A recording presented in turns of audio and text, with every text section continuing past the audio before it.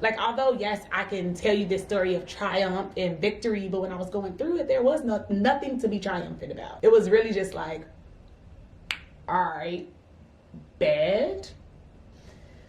I guess we gonna do this again.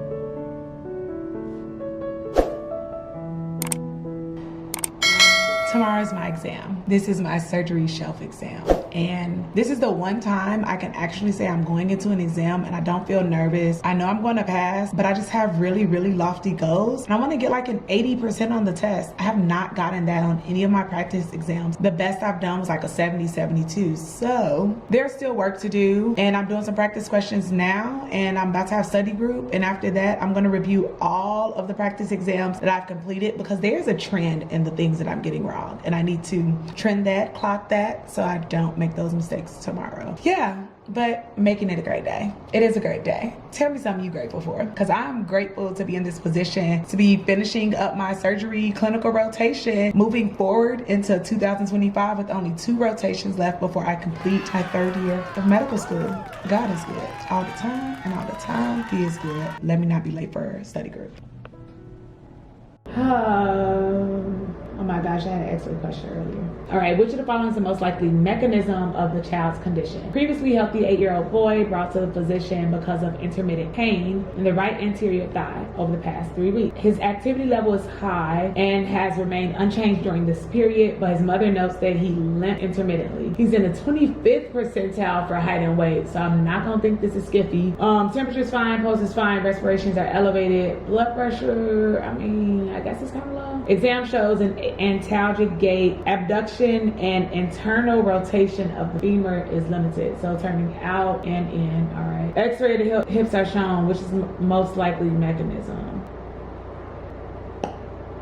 Which side did I say it was? Oh, it's the right, so it's this side. Don't? Oh, I mean, I guess this is the only thing that look a little different. This looks a little patent.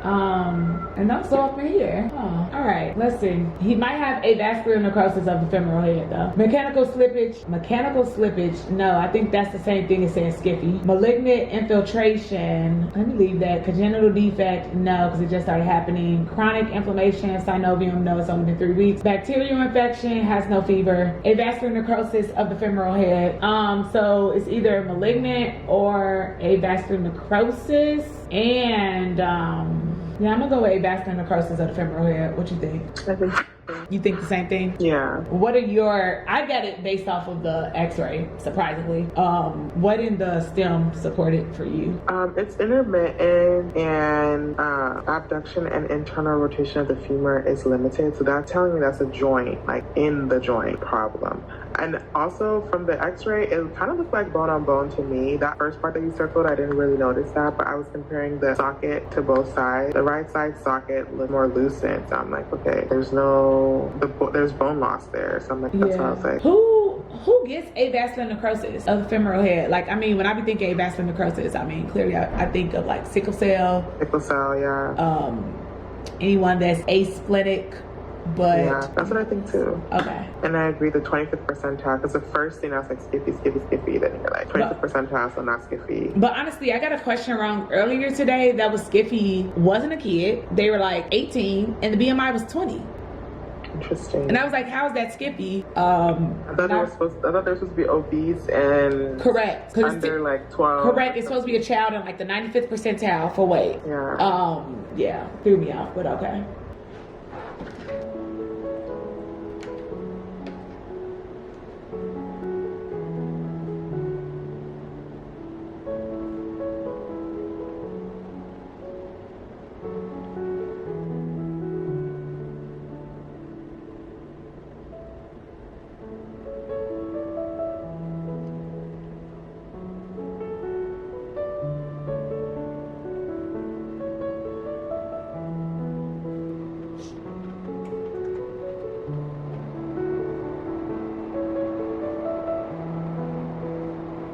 kind of unconventional at this point to for me to be talking to y'all as I'm sitting on my floor, but I failed to work out today. So I'm gonna do some stretches as I give y'all a little recap, and I probably, let me put on my pajamas because the way I'm about to bust right through these jeans, coming back. Okay, this is a lot more comfortable. So I have gone over so many practice questions. Like just this week, I have done, let's see, form, all right. Me and my friend did an MBME together on last Saturday, and I want to say that was form 4. Then I went and did form 3, 5, 6, 7, 8. That's 5 forms all this week. And I think each day I've essentially been doing like 2 a day because it's 50 questions on each exam. Posted on Instagram, story yesterday about things that I should do, what people recommend, and a lot of people were like, read Pestaño or something. I was like, honestly, I'm not gonna hold y'all reading these books. It's not gonna work for me because I stay forgetting what I'm reading or I lose interest, and yeah, it's just not really it for me. So I did watch the 2-hour Emma Holiday surgery review, and I wound up finding a copy that had the found a copy that had the PowerPoint slides. And then I'm also currently rewatching Dr. High surgery shelf exam review for like the 3rd or 4th time. So if someone had a recent MI, how long do you have to wait until they can do surgery again? 6 months. How early should someone stop smoking before surgery? 2 months. Why? Because smoking is really bad for healing because it's a vasoconstrictor. Malignant hyperthermia should be differentiated with neuroleptic malignant syndrome and serotonin syndrome. Malignant hyperthermia follows general anesthesia. Neuroleptic malignant syndrome follows antipsychotic use, and serotonin syndrome follows antidepressant use, like SSRIs, which are actually mixed with other antidepressant meds. And these all can have fever and rigidity, which makes it tricky. But the key here that I want you to look for in the vignette is what kind of drugs were they using in the vignette, and that will help you decide what the diagnosis is. And then malignant hyperthermia is treated supportively with dantrolene. Neuroleptic malignant syndrome is also treated with dantrolene, and then serotonin syndrome is treated with benzodiazepines or cyclohexidine. If someone had a PE or DVT and they're on anticoagulants and the drugs didn't work, or now they have contraindications to use these drugs, such as increased risk of bleeding, then what is the second line treatment? Then you want to install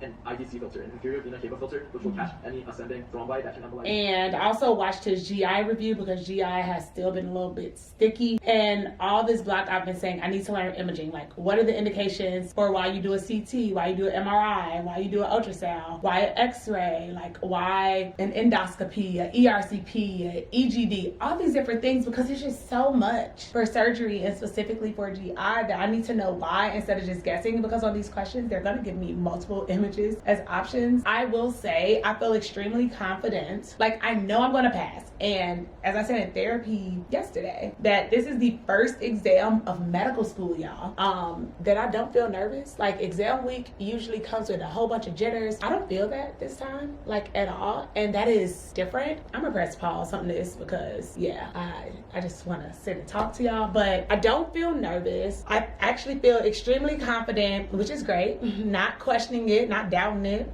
Proud about it. But I will say that I think part of the reason why I have so much confidence now going into this surgery shelf exam is because step 1 is behind me. And although I'm so proud of myself that I was able to advocate and get into these clerkship rotations, did more than half of them before having to step out and restudy for step 1 and passing on the 3rd attempt, like, all that is great. I am marveled by my resilience and my determination and my drive to get through challenge after challenge, obstacle after obstacle, barrier after barrier, because there is a lot of gatekeeping in medicine. And if I didn't know who to talk to and who to ask questions of, then I would not have been able to do that in the first place. But that did come with a lot of self-doubt, like that first rotation starting family medicine, and everyone was super nice to me. But by the end of week 2, the attending literally told me, like, okay, you're still behaving like an M2 and I need you to behave like an M3. And although they did know that it was my first rotation, everyone else at that point was more than halfway through their rotations. Or yeah, they were more than halfway through. Like, that was their 5th rotation, 5th or 6th, like depending on which track they were on. And for me, it was my first one. So yes, they were being patient with me, but it was also like, Miss Ma'am, you need to step it up. And with that caused me to go into each rotation, doubting myself or second guessing myself, because I knew in the back of my head I still hadn't passed step 1. I knew I was still going to have to sit out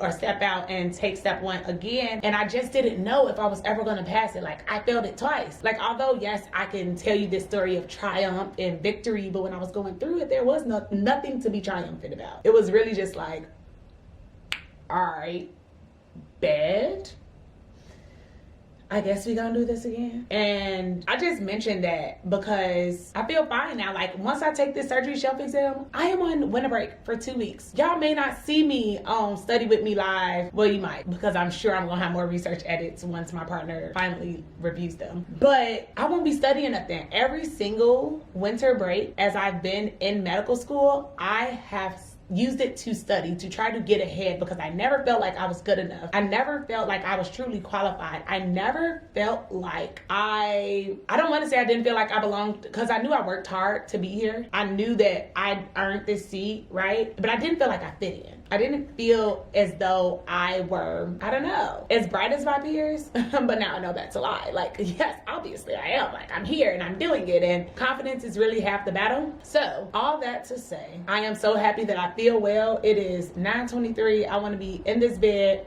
I'm probably not going to be asleep by 10 o'clock, because every time I say that, I'll be up. And that's fine, but I have been going to sleep watching a Christmas movie every single night this week, because Christmas is really next week, and really doesn't feel that way to me, because, you know, school be schooling, life be lifing, and students be studenting. But I want to get more into the Christmas spirit, so I'm going to turn on a movie, and I'm going to watch it in the bed this time, because all week I've been watching on the couch, and I wake up at 1 something in the morning. Not doing that, because I do want to be well rested for this exam tomorrow. But yeah, I'm about to fly through this Dr. High Yield video. Typically watch things on 1.5 times speed. I'm about to turn this up to 2 times speed. It's a 55-minute video. We about to get through this in less than 30 minutes, because it's time to wrap it on up. Get some sleep. Some things that I've really been struggling on were like, what is the treatment for acute pancreatitis? Well, the symptoms, first of all, you have epigastric pain, and it might radiate to the back. Could have high amylase or lipase levels, but the treatment is literally like bowel rest. Maybe get them some fluids, some hydration. All right, cool, because I thought it was like Imogen and all this stuff. No, don't need to do that. Zinc or diverticulum is going to be an older person having halitosis, and it's like, I want to say like a fusion of the cricopharyngeal and the internal is something else. I'm gonna look that up in the morning, because I'm not gonna remember it tonight. And you can do a diverticulectomy for that. And obviously right now my brain just wants to go like super blank, and I can't remember anything that I was thinking about from earlier. But I wrote a lot of things down on my board, on my whiteboard, so I'll go look at that in the morning, and I'm gonna treat it just like I did when I took step 1. Like, literally, that was the last exam that I've taken, because the last shelf exam was peds retake in July, and then I sat first step in September, and now it's December, and we're about to do the surgery shelf. So wish me well. Let me get back to this little review, and yeah, we'll talk post-exam, because I doubt I'll have time to record in the morning. But yeah, post-exam, I could give y'all a little recap, saying on how I feel and how I know I aced it. You know, like, we going in there confident, and we gonna kill it. It's gonna be great. It's gonna be great. It's gonna be a good time. I'm ready. I'm ready for break. Ready to say bye-bye to surgery forever.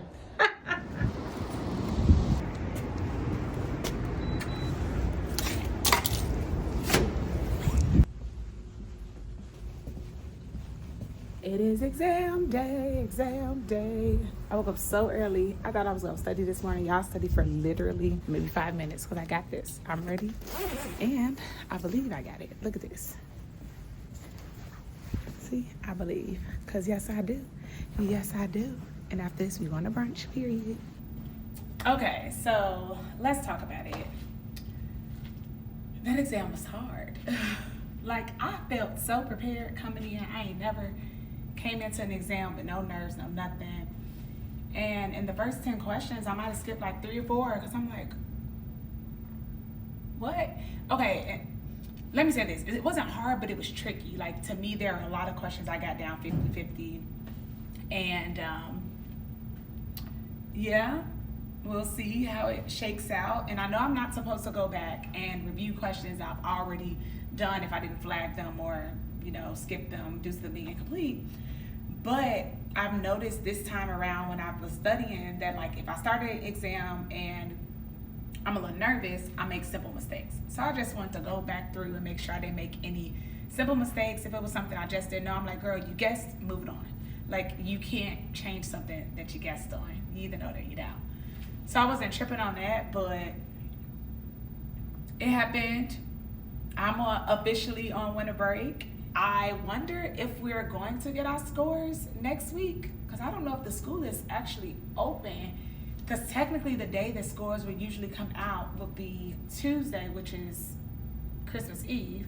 So maybe they'll put the scores out on Monday. I did go drop off my field journal, and that was it. It composed of 24 times I had to do a patient presentation. And so like 18-year-old male presents with no significant past medical history,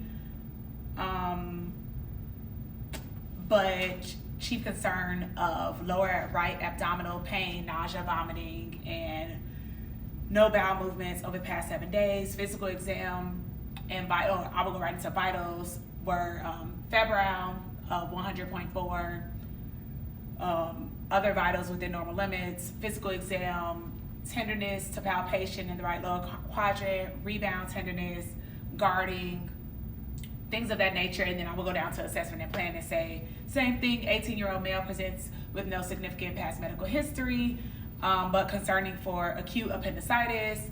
The plan is to get a CT to confirm and then do an exploratory laparotomy in the OR. And if it is inflamed, we will do an appendectomy, remove it, and then bring them back. They'll be on antibiotics for 24 hours, fluids, get them to walk or move around. They should be discharged within 24 hours. So I had to do 24 of those. Had to see 30 cases.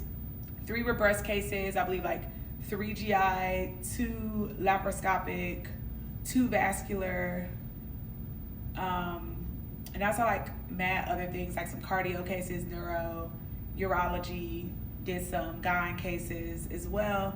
And then we had to do 30 proficiencies for skills. So that is putting in a catheter, hand knot tying, suturing. I saw an ABG, arterial blood gas, going in, which checks your blood for whether it's acidotic or alkalotic. Also saw a chest tube placed, so we need 30 of those. So I submitted all of that. In addition to dropping off the hard copy, I have to submit it via PDF. So I took the pictures on my phone. I'm gonna submit that as well once I'm done talking to y'all. But now I'm just waiting on my friend to finish her exam so we can go to brunch. And then I'm supposed to be going to happy hour with another friend. Like, it is break. I am going to enjoy myself, and I'm not going to beat myself up over no exam. You know, whatever the results are, it is what it is. I did what I did, and I did my best. And yeah, we're going to keep moving. Yeah, keep moving. Oh, it's so freaking cold in here. I always wear a sweatshirt.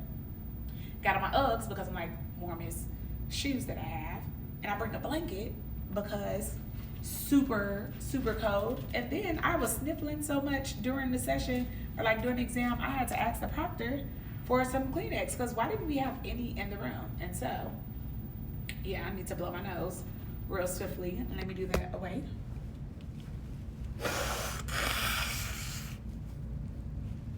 You're just gonna turn, okay. Not the one time I actually remember to bring my tripod with me, it dies. So we're gonna finish this talk session like this. But yeah, I'm about to go out and enjoy myself and experience the beauty of break. Oh no, that's not what I was saying. I was talking about how cold it is. Like, why is it so cold in these testing rooms? Like, I'm talking the proctor, when I got up, she even had her coat on. I'm surprised nobody had on like their hat, their scarf, their gloves. And I feel like I'm gonna have to start doing that because why is it so incredibly cold? And mid-exam, not even mid-exam, like our test was 110 questions. I thought it was gonna be 100 because I started falling asleep around like 90. Like, I'm talking head nodding. And I was like, oh, this is not okay. So I was like, okay, once I get to 100, I'm gonna use the restroom because I gotta go anyway. I pressed next thinking it's gonna take me to the end screen of showing like, oh, this many incorrect, this many marked questions. It didn't. It went to another question. I was like, bro, what are we doing? So I looked up at the top and saw I was on 101 of 110. So I hurried up and did those, used the restroom and tried to like kind of walk a little bit, you know, be purposeful in my walking to the restroom because I knew I was gonna have to come back and go over all of my not incorrects, go over all of the questions that I skipped, my incompletes, and then the ones that I marked. And I literally had a minute and a half left, the ones I submitted. And I was like, yeah, this was kind of tricky, but praying for a pass, you know. But we shall see. Either way, I believe that I did my best and that my best is going to be good enough.